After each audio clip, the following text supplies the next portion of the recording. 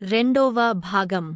గౌతముడు అతని పరిస్థితిని మరియు అతని దృఢ సంకల్పాన్ని చూశాడు.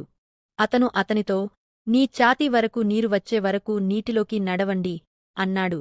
అతను లోపలికి వెళ్ళాడు. అప్పుడు గౌతముడు, కుండను నెమ్మదిగా లోపలికి దించండి అన్నాడు. కుండ లోపలికి వెళ్లి మునిగపోయింది. గౌతముడు ఒక మందపాటి కర్రను తీసుకుని అతని వైపు విసిరి, కర్ర తీసుకోండి మరియు ఇప్పుడు ఒకే దెబ్బతో మీరు కుండను పగలగొట్టాలి అన్నాడు. కుండ నీటి అడుగున ఉంది మరియు ఆ వ్యక్తి అలసిపోయాడు.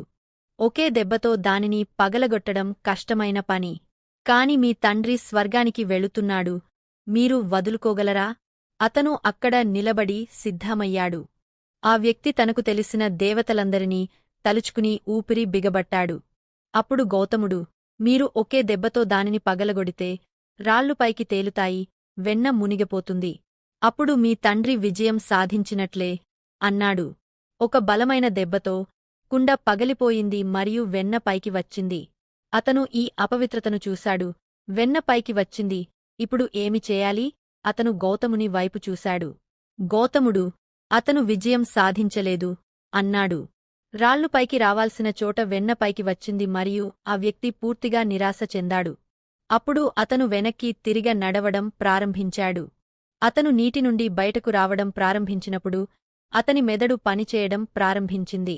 అతను గౌతముని వద్దకు వచ్చి, రాళ్లు తేలుతాయని మరియు వెన్న మునిగిపోతుందని మీరు అన్నారు. అది ఎలా సాధ్యం?